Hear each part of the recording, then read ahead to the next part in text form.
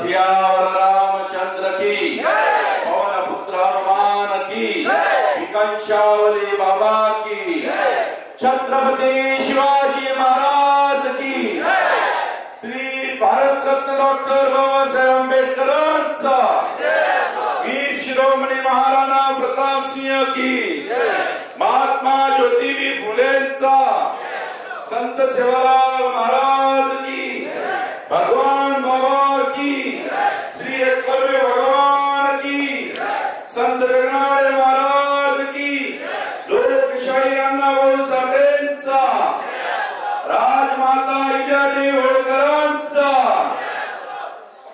या ठिकाणी मंचावर उपस्थित असलेले स्वाभिमानी शेतकरी संघटनेचे जिल्हा अध्यक्ष कृष्णाजी साबळे साहेब, तसेच तालुका अध्यक्ष प्रकाशरावजी बोरसे, या कार्यक्रमाचे आजचे अध्यक्ष एम.डी. थोरात साहेब, कृष्णाजी धुमाळ, सोमनाथ भाऊ दळवी, भाऊसाहेबजी थोरात, कैलास नाना खंडागळे,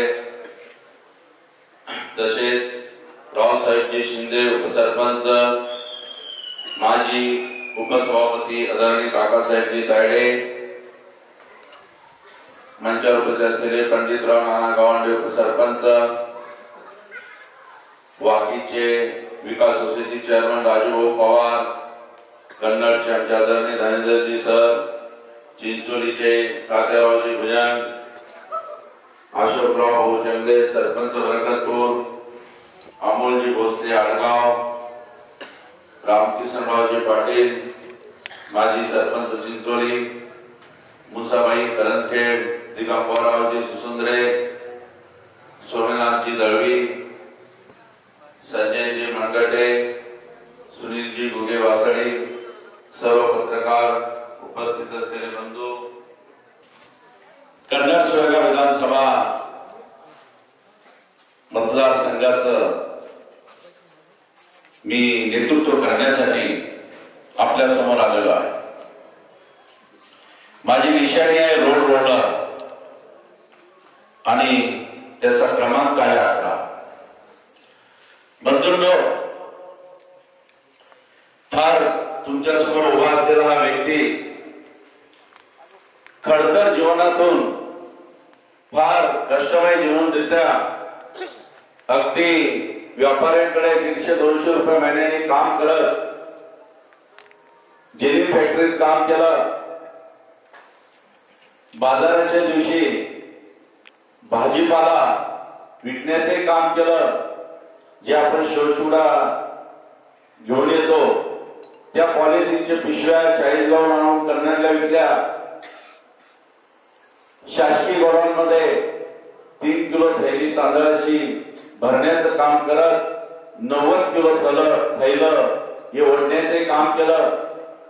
अतोनात काम करत असताना एक दिवस वाचण्यात आलं की धीरूभाई अंबानी देखील पेट्रोल पंपावर काम करणारा माणूस या भारत देशाचा उद्योजक होऊ शकतो। तर मला असं वाटलं की आपणही मोठा उद्योजक होऊ शकतो, म्हणून प्रभू दत्तात्रयाच्या चरणी प्रार्थना केली एक दिवस की भगवंता, मला ना मोठा उद्योजक व्हायचा आहे आणि मला जर तुम्ही मोठा उद्योजक केलं तर मी माझ्या रोजच्या उत्पन्नाचा 10% हिस्सा गोरगरीब जनता आणि धार्मिक कार्यासाठी खर्च करेन। जे काही मंचावर उपस्थित असलेल्या सर्वच मान्यवरांनी तसं सांगितलं की मनोज पवार या तालुक्यामध्ये गेली 6 महिन्यापासून व शहरामध्ये गेली 5 वर्षापासून जिथे कोणत्याही धर्माचं धार्मिक कार्य असेल, सामाजिक असेल, एखाद्याचं शैक्षणिक असेल, आरोग्यविषयक असेल, किंबहुना एखाद्याला नोकरी लागत असेल, या सर्वांसाठी धावून जाणारा व्यक्ती, काम करणारा व्यक्ती। पण ज्यावेळी 6 महिन्यापासून तालुक्यात फिरत असताना लक्षात आलं की 20 वर्षापासून या तालुक्याला जे प्रतिनिधित्व मिळालं या लोकांनी तालुक्याचा बट्ट्याबोळ करून टाकलेला. रोडची दुर्दशा झालेली आहे. रोड एकदम खड्डेमय झालेले आहे. आणि रोड ते जाऊ द्या, पण तांड्या वस्तीवरचे किंबहुना आदिवासी खोऱ्यांचे अत्यंत प्रचंड हाल या कन्नड सोयगाव तालुक्यातील आहे. मग या लोकांना आपण न्याय कसा द्यायचा? तर यांना न्याय देण्यासाठी फक्त आपण एकच माध्यम आहे, ते महाराष्ट्र राज्याचं सभागृह, मंत्रालय, याच ठिकाणून आपण यांना न्याय देऊ शकतो. फिरत असताना प्रत्येक ठिकाणी जिल्हा परिषद शाळेंची अगदी दुर्दशा झालेली आहे. कित्येक शाळेमध्ये म्हणावं तसं शिक्षणाचा दर्जा नाही, याकडे कोणाचंही लक्ष त्या ठिकाणी नाही. सुशिक्षित बेकारांचं मोठं टोळकं तालुक्यात तयार झालेलं आहे. त्यांना हाताला काम पाहिजे आहे, परंतु या तालुक्यामध्ये MIDC 20 वर्षापासून प्रत्येक जण आश्वासन देतं की MIDC येणार येणार येणार, पण MIDC येत नाही आणि आपल्या तालुक्याची बेरोजगारी देखील मिटत नाही. प्रत्येक गोष्टीमध्ये जे बारीक निरीक्षण करत असताना लक्षात आलं की हा आपला तालुका डोंगराळ भाग, नैसर्गिक दृष्ट्या सुंदर असं हे कन्नड तालुका, ज्याला पितळखोरा लेणी, जी जागतिक लेणी आहे असं दाबलेलं आपलं हे सुंदर कन्नड, परंतु हे सुद्धा आपलं दुर्लक्षित होत गेलेलं आहे. जसं की आपल्याकडे पर्यटक वेरूळ पर्यंत येतात आणि वेरूळहून फुलंब्री सिल्लोड करत अजिंठा निघून जातात, पण एकाही आमदाराला असं वाटलं नाही की आपली पितळखोरा लेणी ही जागतिक लेणी आपल्या रूट मधून आणण्यासाठी आपण काही शासनाकडे पाठपुरावा करावा, किंबहुना त्यांच्या नावाखाली आपण पर्यटन म्हणून या तालुक्याला घोषित करावा. जर हा तालुका पर्यटन म्हणून घोषित झाला तर का होईल बरं? का होईल या तालुक्याचं? झोपले की काय? अहो, या तालुक्याला पर्यटन म्हणून घोषित केलं तर का होईल? तालुक्याचा विकास होईल. फक्त बाबाच मला दहेगावचे दिसत आहेत की त्यांना पूर्ण नॉलेज आहे, खरोखर नॉलेज आहे, अभ्यास आहे. तुमचं नॉलेज नसल्यामुळे काय होतं माहिती का? छोटे मोठे लोक निवडून येतात आणि तुमच्यावर राज्य करतात. या लोकांना याच्यापासून दुर्लक्षित तुम्हाला लांब ठेवावं लागणार आहे. अहो, या तुमच्या अशा चूप बसल्यामुळे यावेळेचा आमदार तुम्हाला काय करून गेला आणि तुम्ही काय करून गेले तुम्हाला कळलंच नाही. याचं कारण तुम्ही चूप बसल्यामुळे. काय बोललो होता आमदार तुम्हाला मागच्या पंचवार्षिकला? की अरे बाबांनो, मी 3 वेळेस उभं राहिलो आणि पडलो. पडल्यामुळे माझी परिस्थिती ती खराब झाली. माझ्या भावांनी मला घराच्या बाहेर काढलं. माझा पेट्रोल पंपही गहाण पडला. आणि आता ह्या वेळेस जर तुम्ही मला निवडून दिलं नाही तर मी फाशी घेईल, या जगाला सोडून जाईल, तुम्हाला सोडून जाईल, असं बोलले ना. मग तुमच्या लक्षात आलं नाही का काहीच की हा काय सांगू राहिला? हा तुम्हाला हे सांगत होता की अरे बाबा, मी संपलेला आहे, तुम्ही जर कधी मला मतदान केलं नाही तर मी मरून जाईल. म्हणजेच काय? स्वतःचा विकास मी करणार आहे. कोणाचा? स्वतःचा विकास, तालुक्याचा विकास नाही, तुमचा विकास नाही. बरोबर आहे का? मग तुम्ही मतदान असं चूप असल्यामुळे करून टाकलं, तुमच्या लक्षातच आलं नाही. अरे तुमच्या जर त्यावेळेस लक्षात आलं असतं तर तुम्ही म्हणले असते की अरे बाबा थांब, ही दोरी घे आणि लटक. बरोबर आहे की नाही? आणि गेला असतं तर काय झालं असतं? तालुक्याचं लय मोठं नुकसान झालं असतं. ते आपल्या अशा चूप असल्याच्या कारणामुळे त्या माणसाने 5 वर्षभर एवढाच विचार केला की मला तालुक्यातल्या लोकांनी मी मरू नये म्हणून मला निवडून दिलेला आहे. म्हणून निवडून आल्याबरोबर त्या माणसाचं लक्षात आलं की रिटायर झाल्यावर आपलं मुंबईत राहायचं कसं करायचं. म्हणून सभागृहामध्ये त्यांना प्रश्न मांडला कोणता? तालुक्यातल्या बेरोजगारीचा नाही, या तालुक्यामध्ये इरिगेशन वाढवण्यासाठी नाही, या तालुक्यामध्ये आरोग्याविषयी सुधारणा नाही, या तालुक्यामध्ये माझे काही मुलं मित्र माझे बंधू बिचारे रोडवर मिलिटरी आणि पोलीसची भरती करणारे पोरं रोडवर पळतात, त्यांच्यासाठी ग्राउंडसाठी त्यांना कधी सभागृहात विषय मांडला नाही। या तालुक्यामध्ये अतिवृष्टी झाल्यावर जो नुकसान होतं त्या नुकसानावर कधी सभागृहात तुम्ही बोलला नाही।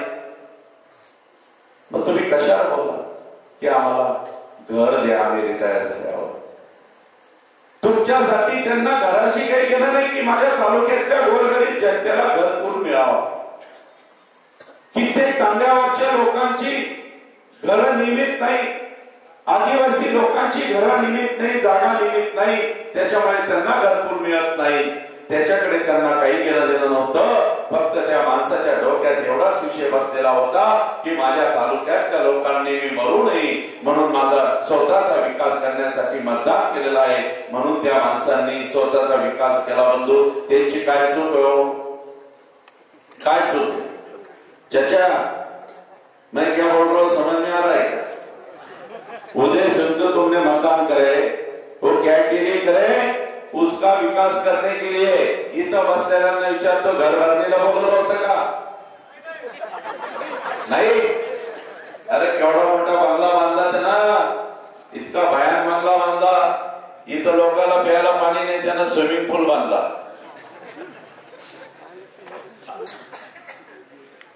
आता पुन्हा आपल्याकडे दुसरे माझे आमदार महोदय आपल्याकडे सगळ्याकडे हात जोडून विनंती करत होते, बरोबर आहे? बरोबर आहे का?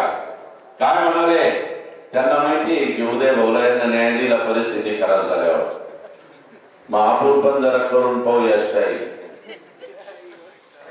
सगळ्यांकडे गेले, हात जोडले आणि प्रत्येक गावागावात म्हणले की तुम्ही मला 10 वर्ष आमदार केलं, मला माफ करा, तुमचे माझ्याकडून काम झालं नाही 10 वर्षामध्ये, माझ्या चुका पोटात घाला। अरे बाबांनो, मी संकटात सापडलो आहे, आता मला माझी बायको सोडून गेली, दुसरी आणली, ती गेली, बिगारचोट सासऱ्याने बंगला बी हिसकून घेतला आणि आता माझी परिस्थिती ती खराब झाली आहे। काय झालंय? आता मी कोणत्या पळशीच्या धरणामध्ये जाऊन सगळी उडी घेतो, मग काय करायचं? करा मला मतदान। साहेब, लोकांनी ना जसं काही आपला कन्नड आणि सोयगाव तालुक्यात उभं राहायचं म्हणजे एखादी फॅक्टरी तयार केली आमदार निवडून यायची, परिस्थिती खराब झाली की सांगायचं आणि आमदार म्हणून निवडून यायचं। या लोकांना कुठेतरी थांबवा साहेब, खरं तर आदर्श घेतला पाहिजे। जे काही आपले आमदार स्वर्गवासी बाबूराजे आवळकर काका, आदरणीय नागतकरजी आप्पा, रायबानजी जाधव साहेब, हे ज्यावेळेस सभागृहामध्ये बोलायचे ना, त्यावेळेस सभागृहामध्ये अगदी सर्व आमदार शांततेने बसून त्यावेळेस रायबानजी जाधव साहेब काय बोलतात, या तालुक्याच्या प्रश्नाविषयी, महाराष्ट्र राज्याच्या प्रश्नाविषयी काय बोलतात, काय विषय मांडतात, हे त्या सभागृहामध्ये आमदार ऐकायचे, त्यांचा अभ्यास करायचे आणि त्याच्यानंतरची जी काही पिढी झालेली आमदार आहेत ना, त्यांचं फक्त टीव्ही उघडायची आणि काय बघायचं? नौटंकी धंदे। काय धंदे? पोलिसांचा मार खाणे। आपल्याला खरंच वाईट वाटतं की आपल्या आमदारांनी पोलिसांचा मार खाल्ला, इतकं मारलो हो, हिरवं पिवळं होईपर्यंत राज्य शासनाने पुऱ्या टीव्हीवर दाखवलं। का बरं मारला असेल? कर्मभोग। तालुक्याच्या विकासासाठी कोणी कोणाला मारलेलं नाही साहेब, हे तुमच्या भानगडी। आणि पुन्हा पुन्हा आपण तालुक्याला मूर्ख बनवण्याचं काम जर करत असेल तर अगदी चुकीचं आहे साहेब। आम्ही या ठिकाणी इमाने एक बारे सांगतो, एक विजन घेऊन आलेला आहे। मला ह्या तालुक्यातील शेतकऱ्यांचा पिकवलेला जो माल असतो ना, तुम्ही जो उत्पादन केलेला माल असतो, तो माल ज्यावेळेस तुमच्या घरात येतो आणि घरात आल्यानंतर त्याचे भाव पडतात, बरोबर आहे, भाव पडून जातात आणि याला मार्केट उपलब्ध होत नाही. ते मार्केट उपलब्ध तुम्हाला करून देणार आहे. ते कसं तुम्हाला सांगतो. शेतकऱ्यांनी उत्पादन केलेला माल आपण एका ठिकाणी संग्रहित करणार. प्रत्येक तालुक्यातल्या छोट्या छोट्या फार्मा प्रोड्युसर कंपनीच्या माध्यमातून तो माल एकत्रित करून तालुका स्तरावर आणणार. तालुका स्तरावर वातानुकूलित कोल्ड स्टोरेज मध्ये की जे -0 डिग्री मध्ये भाजीपाला म्हणजे नाशवंत असलेल्या वस्तू आणि कीड लागणार जे काय असेल ते सामान्य कोल्ड स्टोरेज मध्ये तो माल आपण धान्य कडधान्य ठेवणार. त्याच्या क्लिनिंग आणि शॉर्टिंग करून त्याला पॅकेजिंग करणार. तुमच्या घरामध्ये जे मठ असतात, मठच उदाहरण घेऊ आपण. शेतकऱ्यांनी पिकवलेला जे मठ असतो तुमच्या घरामध्ये ज्या वेळेस येतो, काय भाव आहे मठाचा आहे माहिती कोणाला? तुम्ही विकताना काय भाव विकता?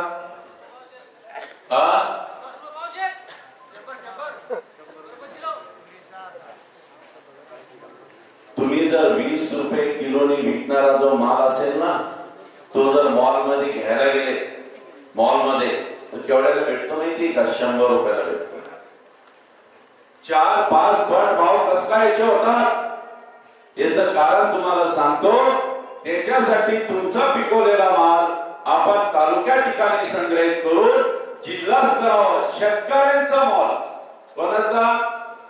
तुमच्या सर्व शेतकऱ्यांचा मॉल साठी आपण तिथं शासनाकडून जागा घेऊन तिथं मॉल उपलब्ध करणार आणि तुम्ही पिकवलेला माल जो 20 रुपये किलोने या ठिकाणी विकता तो माल तुम्ही 100 रुपये किलोने तुम्ही विकणार आणि तुम्ही सक्षम होणार. म्हणजे मर्जीची साखळी आहे का? कोणती? तुम्ही विकायचं आडतला, आडतवाल्याने विकायचं फॅक्टरीला, फॅक्टरीवाल्याने त्याला काय करायचं? नुसतं मशीन मध्ये टाकायचं, क्लीन करायचं, पॉलिश करायचं, पॅकेजिंग करायचं, ते पुढे द्यायचं त्यांना मॉलला. झालं का 100 रुपये? म्हणजे 20 रुपयाचा माल 100 रुपयाला गेला. बंधूंनो, राज्य शासनाने आणि केंद्र शासनाने किती आधारभूत ठरवलं तरी शेतकरी सुखी होऊ शकत नाही. पण ह्या पद्धतीतून तो माणूस शेतकरी हा सुखी आणि समृद्धी त्या ठिकाणी होऊ शकतो.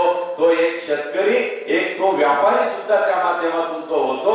कारण त्याचा माल तो स्वतः उत्पादन करतो. उत्पादन करून स्वतःचा माल स्वतःच्या आपल्या कोल्ड स्टोरेज मध्ये ठेवून तोच माल तो मॉल मध्ये नेऊन तो ग्राहकाला विकणार आणि त्याच्यातून त्याला येणारा पैसा त्या ठिकाणी मिळणार.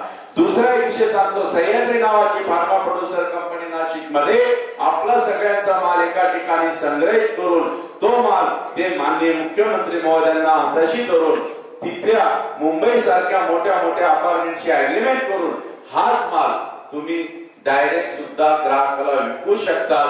अशा पद्धतीचं काम सह्याद्री फार्मा प्रोड्युसर कंपनी त्या ठिकाणी करत आहे आणि तेच विजन मला आपल्या तालुक्यासाठी आणायचं आहे. मला इथल्या तालुक्यातला शेतकरी हा सुखी आणि समृद्धी करण्याच्या दृष्टीने पावलं या ठिकाणी उचलायची आहे. या ठिकाणी स्वर्गवासी रामन यादव साहेब असेल, औरंगर काकासाहेब असतील, नाथकर अप्पासाहेब यांनी बनवलेली जी धरणं आहे त्या धरणामुळे निश्चित सर्व शेतकरी सुखी आणि समृद्धी आहे.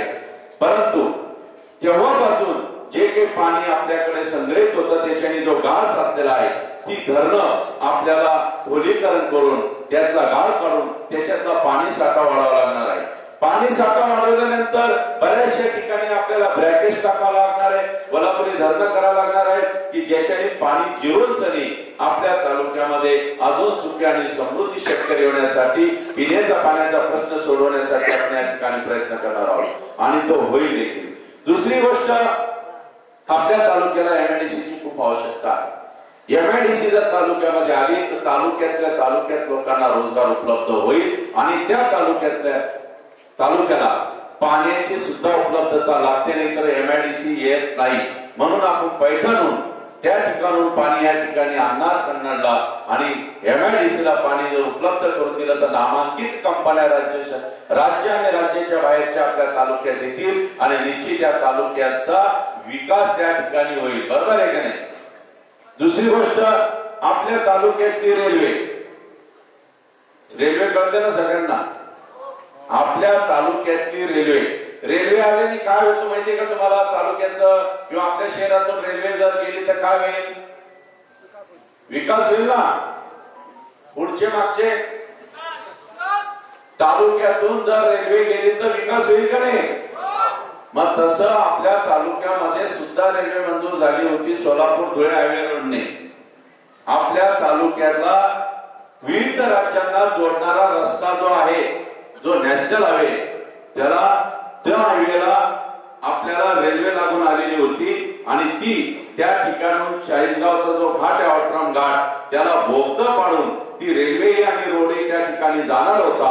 त्याच्यासाठी फंडही उपलब्ध झाला होता. परंतु आपल्या ज्या उभ्या राहिलेल्या ज्या काही कन्या आहेत ना, त्यांच्या पप्पांनी ती रेल्वे कुठे घेऊन गेले माहितीये का तुम्हाला?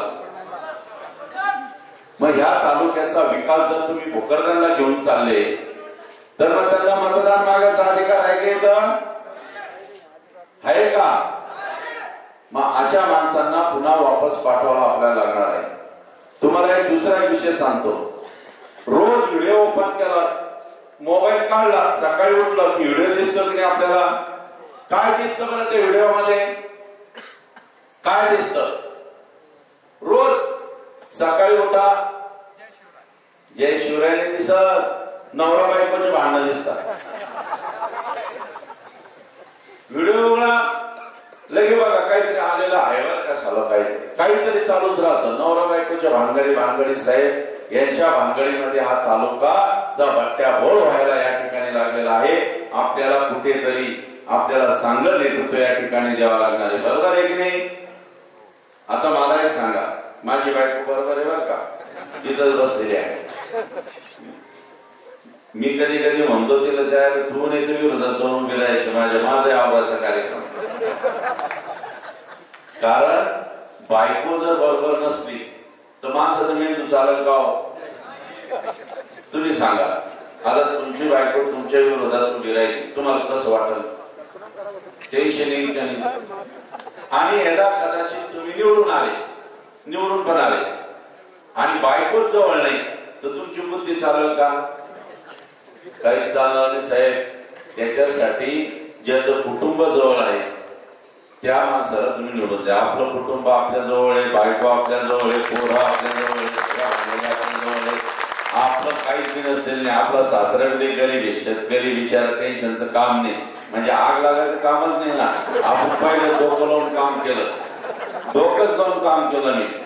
मला घरामध्ये मी म्हटलं तिला 100ची आणि 500ची नोट कळाली पाहिजे, 20-10 रुपये कळलं पाहिजे, अशी बायको करायची. हे मी पहिले ठरवलं होतं. कारण आपली माय आडाली आणि तिच्या ती जर हुशार आली तर पुन्हा डोक्याला ताण व्हायचा. म्हणून आपण पहिलेच ठरवलेलं होतं की आपल्याला अशीच बायको करायची आणि त्याच पद्धतीने ती केली. अक्षरशः शेतकऱ्याची पोरगी आहे, मस्तपैकी ऊसाला पाणी भरणारी ती पोरगी आहे. तुम्हाला सांगतो अशी मी बायको केली आणि त्याच्यामुळे मला शेती करण्याला मला फार मोठा सपोर्ट तिचा त्या ठिकाणी झाला. निश्चित एक जोडचा विषय नाही, पण कुटुंब बरोबर असलं पाहिजे. कुटुंब जर बरोबर असलं तरच माणूस तालुक्याचा विकास करू शकतो, आपल्या घराचा विकास करू शकतो, अन्यथा विकास करू शकणार नाही. त्याच्यासाठी मला तुम्ही संधी द्या. कशासाठी संधी द्या? या तालुक्यामध्ये पर्यटन आणण्यासाठी संधी द्या. पर्यटन जर आणलं तर मोठे मोठे रिसोर्ट या ठिकाणी येतील आणि मोठे मोठे रिसोर्ट आलं तर आपल्याला सगळ्यांना काम त्या ठिकाणी मिळेल. आपल्याला MIDC आणण्यासाठी तुम्ही मला मदत करा. MIDC साठी तुम्ही मतदान त्याच्यासाठी करा आणि MIDC आली तर सगळ्या शोषित बेकारांना त्या ठिकाणी काम मिळेल. तिसरी गोष्ट, आपल्याला इरिगेशन, पाण्याचा साठा अजून वाढवायचा आहे, त्याच्यासाठी मदत करा. शाळेचा दर्जा आपल्याला वाढवायचा आहे, त्याच्यासाठी मदत करा. आपल्याला चांगल्या मोठे मोठे मेडिकल कॉलेज असेल, मोठे मोठे व्यावसायिक कॉलेज असतील, ते आणण्यासाठी तुम्ही मला मदत या ठिकाणी करा. आपल्याला सरकारी दवाखाने जे आपले आहेत त्याच्यामध्ये डॉक्टर 24 तास उपलब्ध होण्यासाठी आणि सगळी सुविधा आरोग्याविषयी आपल्याला पूर्ण मिळण्यासाठी तुम्ही मला मतदान या ठिकाणी करा. हे सगळं करत असताना अजून कशासाठी मतदान करा? कशासाठी? माननीय मनोजदादा जरांगे पाटील संघर्ष योद्धा यांचं जे मराठा आरक्षणाविषयी चाललेला जो लढा आहे, तो लढा सभागृहामध्ये मी मांडण्यासाठी मला तुम्ही मतदान करा। आणि हे जे त्यांचं ते चाललेलं जे काही या ठिकाणी संघर्ष योद्ध्याचं जे काही मराठा आरक्षणासाठी जे काही लढत आहात त्या ठिकाणी एक गोष्ट ऐका की जसं छत्रपती शिवाजी महाराजांनी सर्व धर्म सर्व जाती पाती 18 पगड जातींना घेऊन बरोबर घेऊन सनी जे स्वराज्याची निर्मिती केली होती ना त्याच पद्धतीने मला संघर्ष योद्धा मनोज जरांगे पाटलांनी एक विषय सांगितला की तालुक्याचा विकास करत असताना ज्या पद्धतीने आपण मराठा आरक्षणासाठी की जो खऱ्या अर्थाने हा ओबीसी होता, खऱ्या अर्थाने तो कुंभी होता, खऱ्या अर्थाने तो शेतकरी होता, परंतु त्या काळामध्ये स्वतःला कुंभी म्हणून घ्यायला मराठा समाजाला लाज वाटत असल्या कारणामुळे त्यांना काही ठिकाणी मराठा लिहिला आणि काही ठिकाणी कुंभी असा शब्द उल्लेख करण्यात आला आणि म्हणून तेव्हा त्याच्यापासून तो वंचित राहिला गेला। म्हणून ओबीसीच्या किंवा ओबीसी समाजाला कुठल्याही प्रकारचा इजा न होता ओबीसीतून आम्हाला आरक्षण द्यावे ही जी त्यांची मागणी आहे त्यासाठी आणि उर्वरित 18 पगड जातींच्या ज्याही काही समस्या असतील ज्याही आरक्षणाची समस्या असेल मग मुस्लिम धर्मांचं ते आरक्षणाचा विषय असेल त्यांच्या उन्नतीचा विकासाचा विषय असेल त्यासाठी मला सभागृहामध्ये मांडण्यासाठी मनोज जरांगे पाटलांनी एकच विषय सांगितला की एका जातीवर कोणीही आमदार होऊ शकत नाही किंवा नेतृत्व करू शकत नाही, म्हणून सर्व जाती पाती धर्माला घेऊन तुम्हाला चालावं लागेल, अशाच माणसाचं नेतृत्व त्या ठिकाणी लागेल। त्यांच्या शिकवणीला आधार घेऊन त्यांच्याच पद्धतीने काम करण्यासाठी मी या सभागृहामध्ये जात आहे आणि त्यासाठी येत्या 20 तारखेला रोलर या निशाणीवर 11 क्रमांकाचं बटन दाबून मला प्रचंड मताधिक्याने आपण निवडून द्यावे अशी मी तुम्हाला नम्रतेची विनंती या ठिकाणी करतो। कोणीतरी भोकरदनचा व्यक्ती अशा काही अफवा पसरत राहतात, म्हणजे जो भोकरदनला चकवा चालतो त्यांना वाटलं इकडे बी चकवा चालल, अजून मधून ते काहीतरी असं रसायन सोडतात की मनोज पवार हा आमचाच आहे, मनोज पवार असाच आहे तसाच आहे किंवा तो बीजेपीचा आहे वगैरे वगैरे बोलत असतात। आपल्याला एवढंच कळलं पाहिजे की मी तुमच्या लढ्यासाठी तुम्हाला न्याय मिळण्यासाठी मी हा लढा लढतोय। माझं पोट भरलेलं आहे आणि ज्याचं पोट भरलेलं असताना तो भ्रष्टाचारी कधी करत नाही, तो ना कधी हप्ते घेणार ना कुठलं कमिशन खाणार, तो फक्त आपल्या कन्नड आणि सोयगाव तालुक्यातला बारीक बारीक घटकापर्यंत एकदम सूक्ष्म घटकापर्यंत सर्वांचं काम करण्यासाठी सगळ्यांना गाय गोठे पैसे न देता मिळाले पाहिजे, घरकुल पैसे न देता मिळाला पाहिजे, बरोबर आहे ना। आपला रोड बनवायचा असेल रोड गावातले तिथं सुद्धा कमिशन दिल्या गेलं नाही पाहिजे, कारण त्याचा दर्जा त्या ठिकाणी वाढेल। मी जर कमिशन मागितलं तर मग काय होईल, 4 गोण्या टाकायच्या ऐवजी 2च गोण्या टाकतील सिमेंटच्या, बरोबर आहे की, कारण मला कमिशन लागतं ना, म्हणून मी कमिशन खाणार नाही। पाठीमागे काय आहे त्याच्या समोर सांगतो, मारुती रायांच्या समोर साक्षीला ठेवून सांगतो, मी हप्ते खाणार नाही, मी कमिशन खाणार नाही, कारण मी फार गरिबीतून वर गेलेला माणूस आहे। 10 पत्राचं घर असलेला मी व्यक्ती, एका टायमाचं खाण्याची माझी अडचण असलेला व्यक्ती, आज परमेश्वराच्या आशीर्वादानं माझ्या आई वडिलांच्या आशीर्वादानं मी आज महाराष्ट्र राज्यामध्ये मोठा उद्योजक झालो आणि परमेश्वराने मी फक्त एक सिमेंट कॉन्क्रीटचं घर दे म्हटलं होतं, पण देवाने मला इतकं देऊन टाकलं की मी आपलं प्रत्येक जिल्ह्यांमध्ये कुठेही राज्यामध्ये मुंबईच्या प्रत्येक ठिकाणी मला देवाने निवारा करून दिलेला आहे।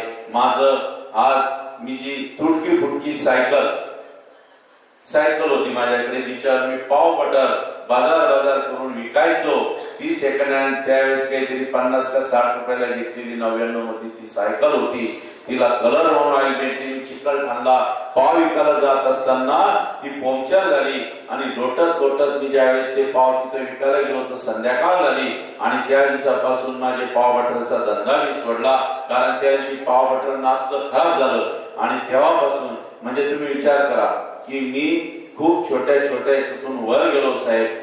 मी आता फक्त प्रामाणिकपणे येतो आहे की सर्वांना या गोरगरीब जनतेला न्याय मिळण्यासाठी मी लढणार आहे. मला फक्त एवढंच करायचंय, कन्नड आणि सोयगाव तालुक्यातल्या सर्व लोकांचं राहणीमान उंचवलं गेलं पाहिजे, प्रत्येकाच्या हाताला काम मिळालं पाहिजे, प्रत्येकाच्या लेकराला चांगलं शिक्षण मिळालं पाहिजे, प्रत्येकाला चांगलं पाणी प्यायला मिळालं पाहिजे, आपल्या गावामध्ये सुंदर असं ग्राउंड असलं पाहिजे, आपल्या गावामध्ये सुंदर रोड, सुंदर सुंदर शाळा कॉलेजेस या ठिकाणी असल्या पाहिजे आणि तुमचं माझं प्रेमाचं नातं असं घट्ट घट्ट बनत गेलं पाहिजे. यासाठी मी विधानसभा लढत आहे. कृपया करून माझ्या विश्वास ठेवा. बोट तिरकीने सांगतो, आपण मला मतदान करा. आपण जर मला मतदान केलं तर निश्चित या तालुक्याचा विकास होईल. या भामट्या आणि खोटारड्या बोलणाऱ्या लोकांच्या मागे जाऊ नका. या दोघा नवरा बायकोच्या भांडणाच्या भानगडीत पडू नका आणि तिसरा फाशी घेणारा त्याच्या नादी लागू नका. आणि मग मी उरलो तर माझं तुम्हाला मी सगळं सांगितलं. नवीन नेतृत्व, माझा चेहरा जर पाहिला तुम्हाला वाटतं काही असं टेन्शन, काही वाटतं टेन्शन असूच शकत नाही. मी पहिलेच सांगितलं बाई बाजूलाच बसलेली, त्याच्यामुळे काही टेन्शनचं कामच नाही. त्याच्यामुळे आपण मला मतदान करा ही पुन्हा आपल्या नम्रतेची विनंती करतो व 2 शब्द संपवतो. जय जय महाराष्ट्र. सर्व माझ्या माता भगिनी, व्यासपीठावर सर्व मान्यवर, आपणा सर्वांना मी वंदन करते की येणाऱ्या 20 तारखेला रोड लोडर या नंबर 11 यांना मनोज भाऊ पवार यांना जास्तीत जास्त मतदान देऊन विजयी करा. कारण मनोज भाऊ पवार आतापर्यंत कुठल्याही पदावर नव्हते, कुठल्याही पक्षात नव्हते.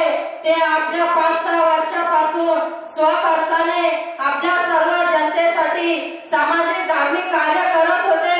त्यांचा एकच उद्देश आहे की माझी जनता 20 वर्षापासून होरपळते, या जनतेला कुठेतरी न्याय मिळाला पाहिजे, म्हणून मनोज भाऊ पवार यांनी या राजकारणात पदार्पण केले आहे.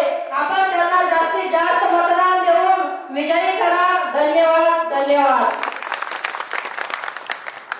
घटनेचे शिल्पकार डॉक्टर बाबासाहेब आंबेडकर यांच्या विचाराला अभिवादन. आज या मंचावर उपस्थित असलेले ज्यांच्यासाठी आपण जमलोय, ज्यांच्या प्रचारासाठी जमलोय, ज्यांना निवडून आणण्यासाठी आपण जमलोय, असे ते आपले तुमचे आमचे सर्व लाडके मनोज भाऊ पवार आणि या गावातील सरपंच, चेअरमन, गावातील प्रतिष्ठित नागरिक आणि माझ्या मायमावल्यांनो, आज या ठिकाणी आपण जमलोय. तुम्ही बघितलं असेल की या स्टेजवर जी आज आता मनोज भाऊ आल्यावर जी धावपळ या ठिकाणी चालली होती, कोणी म्हणे हा कागद इकडे घ्या, कोणी म्हणतो तो कागद इकडे घ्या. मी मनोज भाऊ तुम्हाला सांगतो ही धावपळ आपली का झाली माहितीये का तुम्हाला? की या ठिकाणी या स्टेजवर या मंचावर जे लोक बसलेत ना, यातला एकही प्रस्थापित आणि सोन्याचा चमचा तोंडात न घेऊन जन्म आलेला माणूस आहे. या ठिकाणी सर्वसामान्य माणूस तुमच्या आमच्यात बसलेला आहे. कारण तुम्ही बघता या ठिकाणी की या प्रचाराची रणधुमाळी चालू असताना या महाराष्ट्रामध्ये या सत्ताधाऱ्यांच्या एका खिशात धनुष्यबाण आणि दुसऱ्या खिशात कमळ. तुम्हाला कळालंच असेल की मी काय बोलणार आहे. पक्ष कोण कोणाचा चालवतोय हे कळलं नाही. या महाराष्ट्रातल्या प्रस्थापित लोकांनी तुमच्या आमच्या मनामध्ये हा संभ्रम निर्माण करण्यासाठी ही सर्व परिस्थिती या ठिकाणी निर्माण केलेली आहे.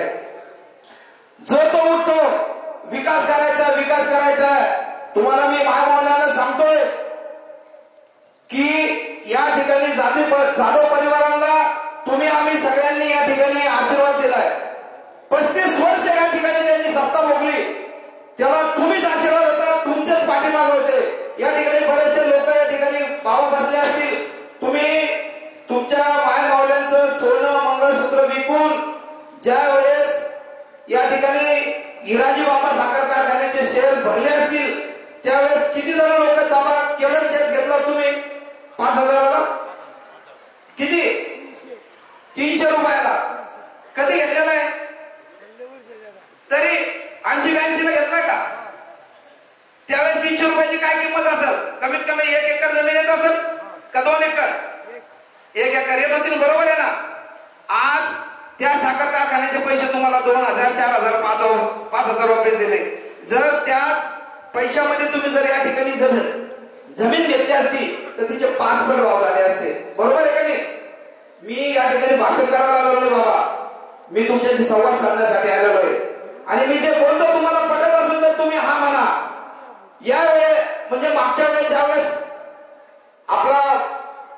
कारखाना विकला कन्नडचा आता त्याचं नाव बारामती आहे अगोदर काय नाव होतं अध्यक्ष त्याचं कन्नड तालुका सहकारी साखर कारखाना साखर कारखाना म्हणजे तुमच्या आमच्या गावाच्या दामाचा कारखाना होता विकला का नाही आज जे थाकी बडवून आणि मांडी थोपवून सांगतात तर मला आणखी 5 वर्ष द्या कशासाठी द्यायचे त्यांना 5 वर्ष मला सांगा तुम्ही अरे तुम्ही आमच्या मायबापाचं वाटोळं तुम्ही केलं आणि आता परत 5 वर्ष देऊन येणाऱ्या 2 पिढीचं वाटोळं तुमच्या हातानेच करायचंय का हा सवाल खऱ्या अर्थाने मी तुम्हाला इथं विचारण्यासाठी आलेलो आहे आज मनोज भाऊनं सन्मानाने या ठिकाणी स्वाभिमानी शेतकरी संघटनेमध्ये प्रवेश केला आणि प्रवेश करताना स्वाभिमानी शेतकरी संघटनेमध्ये प्रवेश करताना मनोज भाऊने या ठिकाणी आम्हाला सांगितलंय की भाऊ मी या ठिकाणी प्रस्थापिताच्या घरात जन्माला नाही आलो मी या तालुक्यात एका छोट्या परिवारात जन्म घेऊन आणि याच कृषी उत्पन्न बाजार समितीमध्ये रोजंदारीने काम करून स्वतःच्या घामाचं दाम करून आज म्हणजे कष्टकरी ते उद्योगपती झालो कोणाचे मुंडके मोडून या ठिकाणी मी उद्योगपती झालो नाही अशा अनेक संवादातनं या ठिकाणी संवाद साधून आम्ही आज स्वाभिमानी शेतकरी संघटनेमध्ये त्यांनी या ठिकाणी जाहीर प्रवेश करून हे खऱ्या अर्थाने का घडलं कारण त्यांची जी तळमळ या ठिकाणी आज रोजगार आहे आताच बाबांनी या ठिकाणी बोलले की रोजगारावर खरा प्रश्न आहे ही तुमची आमची परिस्थिती या ठिकाणी खराब का झाली कारण की या प्रस्थापितांना तुमच्या आमच्या गरिबीवर आणि तुमच्या आमच्या अडचणीवर विचार करण्यासाठी वेळ नाही तुम्ही बघितलं की एक आपण मागच्या वर्षी या ठिकाणी आमदार निवडून दिले त्या आमदारांनी फक्त टक्केवारी शिवाय इथं काहीच काम केलं नाही मला टक्केवारी किती भेटते आणि मला किती कार्यकर्त्यांना काम जाऊन त्याच्याकडनं पैसे किती भेटतात काम करा अन्यथा नका करू मी वरचं सगळं बघून घेतो आणि तुमचा आमचा बरं खरं सांगा तुमचा आमचा विकास झाला का प्रत्येक जण विकासावर गप्पा मारते का नाही की मला 5 वर्ष आणखी निवडू द्या मी विकास करतो बरं तुमचा आमच्या इथे जे बसले त्याच्यापैकी कोणाचा विकास झालाय मला सांगा एकदम कोणी हातवर करून सांगा मग यांना सत्ता लागते कशासाठी फक्त स्वतःचे घर बांधण्यासाठी स्वतःच्या खळगी बांधण्यासाठी लागते ना मग देणार आहे का तुम्ही सांगा मला यांना संधी परत तुम्ही खरं सांगा या ठिकाणी हे नाचरवेल गाव आहे क्रांतिकारी गाव आहे आणि मी मागच्या वेळेस आलो होतो आदरक परिषदेच्या अनुषंगाने मिटिंगमध्ये या पूर्ण सभागृहामध्ये इथं क्रांतिकाऱ्यांचं मला वाटतं 100-150 फोटो या ठिकाणी लागलेले आहेत खरंच आपण जर क्रांती करणार असाल आणि या क्रांतीच्या भूमीमध्ये तुम्ही आम्ही शपथ घेतली पाहिजे की या ठिकाणी नवीन चेहऱ्याला संधी देऊ आणि आपण आपले प्रलंबित प्रश्न वर्षानुवर्ष प्रलंबित पडलेले प्रश्न या ठिकाणी मनोज भाऊच्या रूपाने आपण सोडून घेऊ एवढीच गाई या ठिकाणी मी देतो आणि येणाऱ्या 20 तारखेला 11 नंबर क्रमांकावरचं रोड रोलर या बटन दाबून भाऊंना प्रचंड बहुमताने विजय करा आणि त्यांना निवडून आणा आई तुळजाभवानी शिव छत्रपतीला नम्र अभिवादन करून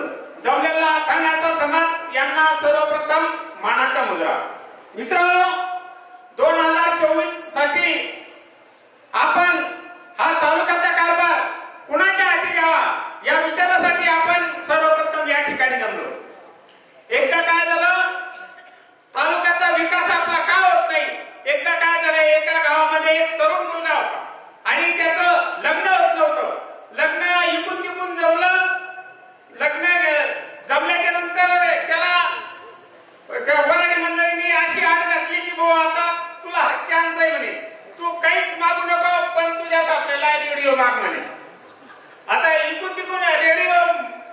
केल्याशिवाय तो लग्नच करायला तयार नव्हता. इकून तिकून रेडिओ दिला, रेडिओ घेऊन तो लोकांच्या कामावर होता.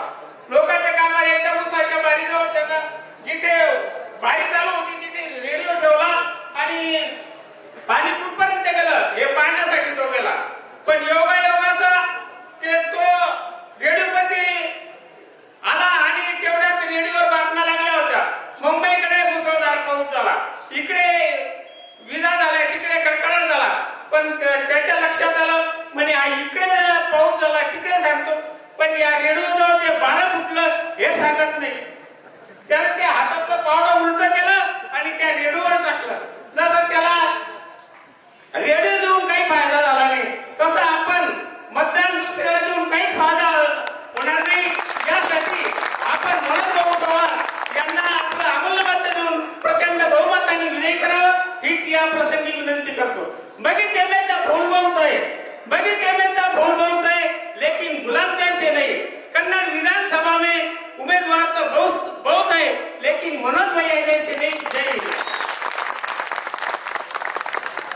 छत्रपती शिवाजी महाराज, राष्ट्रमाता राजमाता जिजाऊ साहेब, धर्मवीर छत्रपती संभाजी महाराज, राज्यघटनेचे शिल्पकार डॉक्टर बाबासाहेब आंबेडकर, क्रांतीसूर्य महात्मा ज्योतिबा फुले, तसेच लोकशाहीर अण्णाभाऊ साठे यांना त्रिवार मानाचा मुजरा करून मी माझ्या मनोगताला सुरुवात करतो. सर्वप्रथम आता सध्या जे वातावरण चालू आहे ते म्हणजे निवडणुकीचा प्रचार. त्या अनुषंगाने आज तुमच्या नाचंबेर नगरीमध्ये आपल्या 105 मतदारसंघाचे उमेदवार, अपक्ष उमेदवार श्री मनोजदादा पवार हे रोड रोलर निशाणी घेऊन क्रमांक 11ची निशाणी घेऊन तुमच्या नगरीमध्ये आलेले आहे. आणि त्यांचा उद्देश असा आहे की आपल्या तालुक्याचा विकास काही ठिकाणी रखडलेला आहे आणि त्याच पार्श्वभूमीवर ते आपल्या मतदारसंघामध्ये प्रत्येकाच्या मनात घर करून सध्या तरी वावरत आहे. त्यामुळे माझी सर्वांना कळकळीची आणि नम्रतेची विनंती आहे की आतापर्यंत आपण प्रस्थापितांना भरपूर मतदान करून त्यांना विधानसभेवरती पाठवलेलं आहे. माझी सर्व मतदार बंधू आणि भगिनींना नम्रतेची विनंती आहे की यावेळेस ज्या व्यक्तिमत्वाकडे आज उद्योजक म्हणून अख्खं महाराष्ट्र आणि देश बघत आहे, या उद्योजक मनोज भाऊ पवार यांना विधानसभेसाठी सर्वांना माझी नम्रतेची विनंती आहे की त्यांना विधानसभेसाठी आपण सदस्यत्वाचा पदाचा एक उमेदवार म्हणून तिथं पाठवायचं आहे. आणि जेणेकरून आपल्या तालुक्यातल्या, आपल्या मतदारसंघातल्या ज्या काही अडचणी आहेत त्या अडचणी माननीय मनोजदादा पवार हे निश्चितच दूर करतील. सर्वात मोठा प्रश्न पूर्ण महाराष्ट्रात म्हणलं आणि जिल्ह्यात आणि तालुक्यात आणि प्रत्येक गावात जर म्हणलं तर आज सुशिक्षित बेरोजगारांचा आहे. कुठल्याही प्रकारची नोकरीची संधी आपल्या तरुणांना मिळत नाहीये. आणि आज एक कुठतरी आशेचा किरण मनोजदादा पवार यांच्या रूपाने आपल्याला बघायला मिळत आहे. तर एक विचार जर करायचा जर ठरला तर आज वयाच्या 25-30 नंतर सुद्धा मुलांचे लग्न रखडलेले आहे. त्याला कारण फक्त सुशिक्षित बेरोजगारी. यावर कोणतंच सरकार आणि कोणतेच केंद्र सरकार बोलायला तयार नाही. आणि दिवसेंदिवस बेरोजगारांच्या आत्महत्या होत आहे. कारण की जीवाला कंटाळून, जगण्याला कंटाळून ते आपली जीवनक्रिया समाप्त करत आहे. त्यामुळं हा विषय खूप मोठा आहे आणि अशाच विषयाला हात घालण्यासाठी माननीय मनोजदादा पवार आपल्या कन्नड तालुक्यामध्ये MIDCचं आयोजन सुद्धा करणार आहे. पण ज्यावेळेस आपण सर्व मिळून मनोज पवार यांना संधी देऊ, माझी सर्वांना कळकळीची आणि नम्रतेची विनंती आहे की सर्वांनी आता कोणत्याही भूलथापेला बळी न पडता अपक्ष उमेदवार निशाणी रोड रोलर क्रमांक 11 आणि शेतकऱ्यांचा हिताचा निर्णय घेण्यासाठी आपण या माणसाला विधानसभेमध्ये पाठवूया. सर्वांना माझी नम्रतेची आणि कळकळीची विनंती आहे की वेळाअभावी मी माझे लांबलेले शब्द थांबवतो आणि सर्वांचा निरोप घेतो. जय हिंद जय मतदारसंघातून ज्यांनी फॉर्म भरला आणि बरेचशा मंडळींनी सुद्धा भरला, पण मनोज भाऊ असा माणूस आहे की त्यांच्याकडे याच्या आधी कोणतेही पद नसताना सुद्धा गोर गरीब किंवा कुठलं मंदिर असो किंवा मस्जिद असो, त्यांना कोणता 18 पगड जातीला घेऊन चालणारा माणूस, कुठलाही भेदभाव न करता, कुठलीही लालच न करता किंवा टक्केवारीचा विचार न करता असा चालणारा माणूस आपल्याला आता नवीन लाभलेला आहे. आतापर्यंत आपण बरेच नेते पाहिले, एखाद्या जर गोरगरिबाचं काम पडलं किंवा एखाद्या आता सर्वसाधारण शेतकरी वर्गही सगळा आपल्या भागामध्ये कन्नड तालुक्यामध्ये एखाद्या मंदिराचं काम असो किंवा एखाद्याची मौत झाली असो, ते जातील नुसतं काय करतील, येतील मौतीवर 2 भाषणं ठोकतील, चालल्या जातील. पण भाऊचं काम तसं नाही. एखादं सर्वसाधारण जर व्यक्ती असेल, त्या ठिकाणी भाऊनं फुलाची पाकळी म्हणून प्रत्येक ठिकाणी मदत केली. यांचं बाकी काही नाही, हे फक्त भाषण करतील, चालल्या जातील. भाऊचं तसं नाही. पद नसताना सुद्धा भाऊने तालुक्यामध्ये आपल्या जवळपास 208 ते 226 गावा लोक आहे. प्रत्येक गावामध्ये फुलाची पाकळी म्हणून आजपर्यंत भाऊ पोहोचले. बाकी आमदार एकदा गेला तर येऊन बी बात नाही.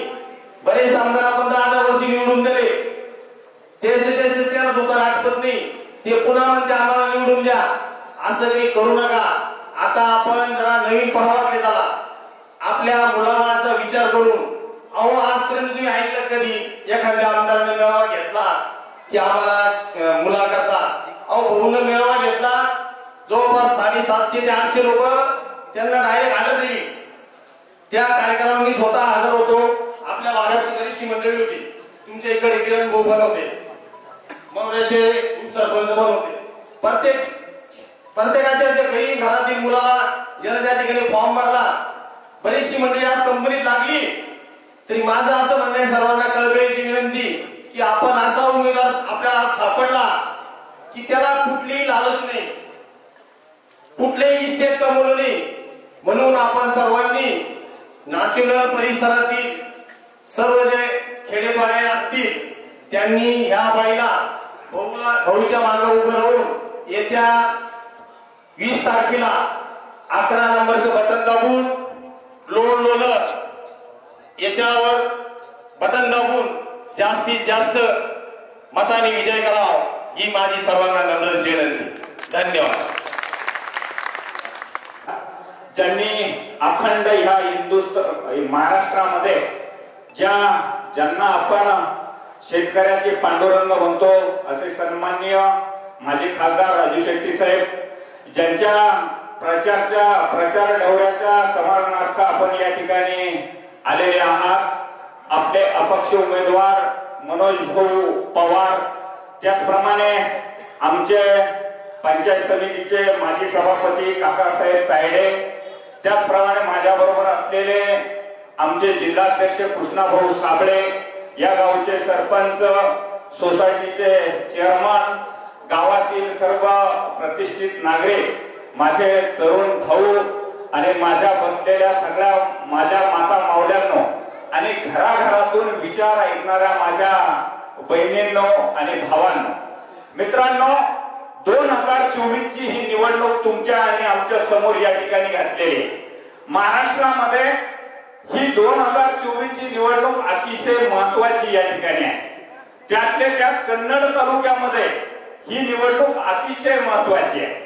कारण या तालुक्यामध्ये आपण ह्या भागामध्ये, कारण खऱ्या अर्थाने कन्नड तालुका हा क्रांतीचा तालुका आहे. काकासाहेब देशमुखासारखा या तालुक्यात जन्माला आलं, एक क्रांतीचं रोपड ह्या कन्नडना लावलं. अख्ख्या महाराष्ट्राला क्रांतिकाराची ही या तालुक्याला शिकवलेले.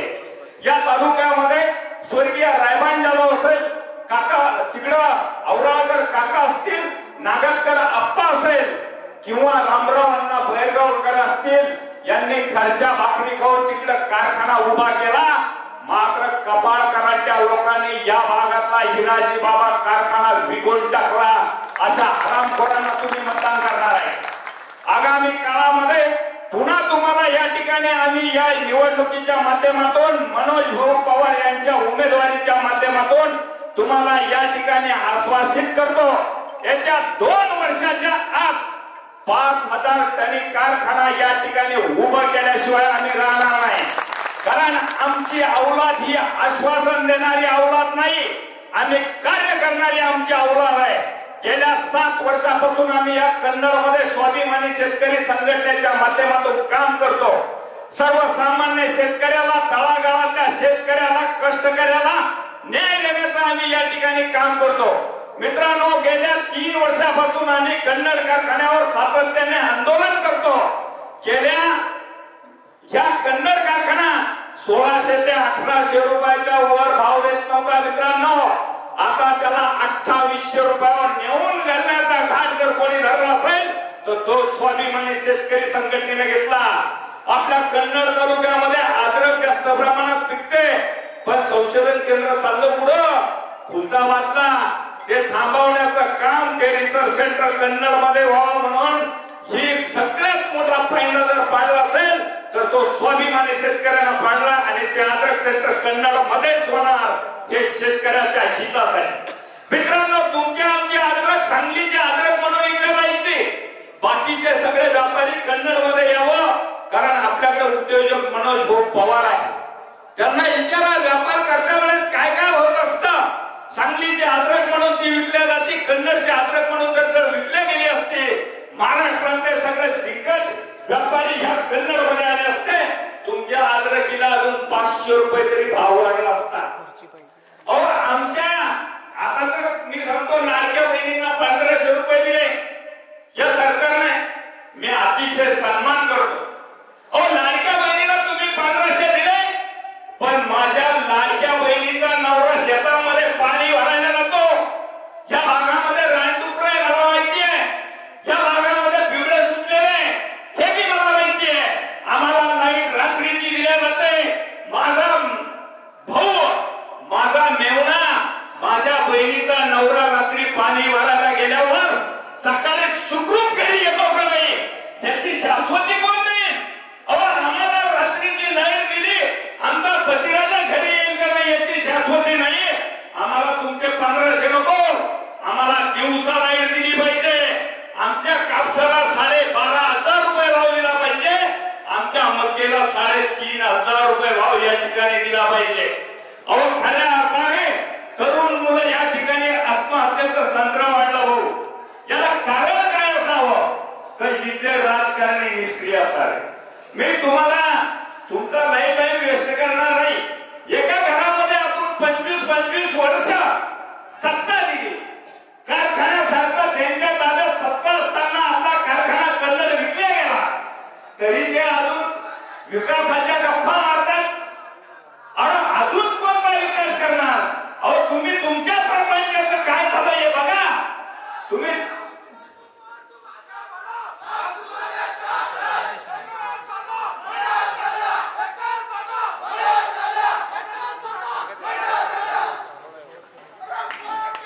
काही जे सत्ताधारी लोक या ठिकाणी आहेत, मला तर त्यांची क्यू या ठिकाणी करावं वाटतंय.